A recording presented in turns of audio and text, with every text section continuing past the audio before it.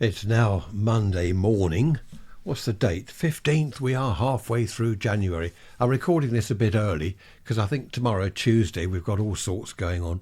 We've got all sorts going on today. I've got to pop round and have a look at my mum's sink. I've got the correct seal at last. Anyway, won't go on about that. 3 degrees centigrade, which is 37 Fahrenheit. Wind from the west, clear blue sky, sunshine, 70% humidity, 11 millibars. Right, let's get straight into this week's Midweek Message. Paul, nice to hear from you. Paul says, do you remember Sunday lunchtime in the pub in the good old days? I do, in the good old days. I used to love the pub. I remember walking in there. They were open from 12 till 2.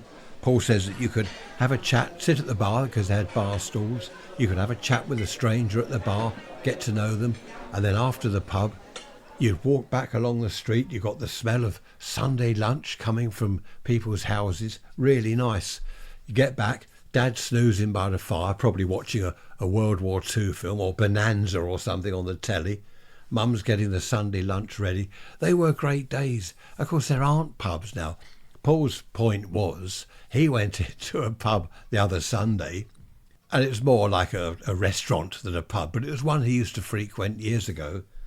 And he said, I'll have a pint of so-and-so, please. Certainly, sir. And if you'd like to take a seat, there's a menu. He said, no, I'm not eating. Oh, you're not eating? He said, no, I just want a beer. This is a pub, isn't it? And apparently the person behind the bar said, yes, I suppose so. I suppose so. Can you believe it? Now, this was Bob's idea. Hello, Bob. Where do you listen to the episodes, the podcast episodes that I record? Where and when do you listen to them? Heard from John. Hello, John. Either in bed, or if he's not heard the whole episode, then on the train with are they iPods, iPads? What do you put in your ears? iPods, aren't they? Thanks for that, John. I've heard from Ray about neighbours. Who has got strange, awkward or complaining neighbours? Ray had a fence that was rotting. His neighbour's fence. Just briefly, I won't go into the entire story. And he said to his neighbour, I'm going to replace the fence. Oh, no, don't do that. No, because they wanted to see over the fence or whatever, this low fence. They wanted to spy. I don't know. I don't spy on my neighbours. And the neighbour said, no, we don't need new fence. Now, Ray was going to pay for the fence, and it was the neighbour's fence, so seems a bit odd that they should say no, but they wanted to see into the garden, presumably. And eventually the fence fell down, as they do. It rotted and fell down. Of course, then the neighbour's saying, oh, you can replace the fence if you want. And Ray said, no, it's all right, we're moving house. So the neighbour shot himself in the foot, really. That's quite funny. So Ray's question is, do you have any nosy neighbours? We don't. We don't have neighbours that spy on each other. You know, we chat, and no one needs to spy on anyone else. So there we are. Anyway, if you do have any nosy neighbours, let me know. And also let me know where you listen to the podcast episodes, where and when, on a train, on a bicycle. Be interesting to find out. Nothing to do with neighbours, but I came across a site the other day online, how to do podcasts, how to record them, blah, blah, blah. So I thought, oh, this will be interesting. I have been recording podcasts now for 5 years, almost 5 years. It said on there, know your audience. I thought, well, that's good. I've ticked that box. I know you. I've ticked that box. I've known a lot of you for 5 years. So that's good. Know your subject. Well, 50s, 60s. Yes, I was there, so I know the subject. Tell a story to engage your listeners. Do I do that? I tell stories, don't I, to engage my listeners? There's all this stuff on there. Honestly, if someone said to me, how do you do a podcast? How do you go about it? I'd just say, well, you sit there for an hour talking rubbish. That's what I do, and I seem to get away with it. Happy days, just talking rubbish. No, it's not all rubbish, is it? Some of it, hopefully, is interesting. Talking of telling stories and fences, I have one. Neighbour, years ago, not my neighbour, a neighbour of a friend over the road, his neighbour said, I'm going to do the fence. I'm going to replace the whole fence. And this chap over the road said, oh, great. I'll go halves with you. He was being fair because it was his fence. So the neighbour said, right, I'll get all the gear. I'll let you know what the total cost is and we'll halve it. And this chap, a friend of mine over the road, he got back from work one evening and the fence was all done. Oh, excellent. He went out there and had a look. There was a problem. His neighbour had moved the fence a foot into this chap's garden. He looked the other side. He thought, hang on a minute, he's moved it about 12 inches. What's that, 30 centimetres, is it? Into his garden. He'd moved the fence to make his garden a foot wider.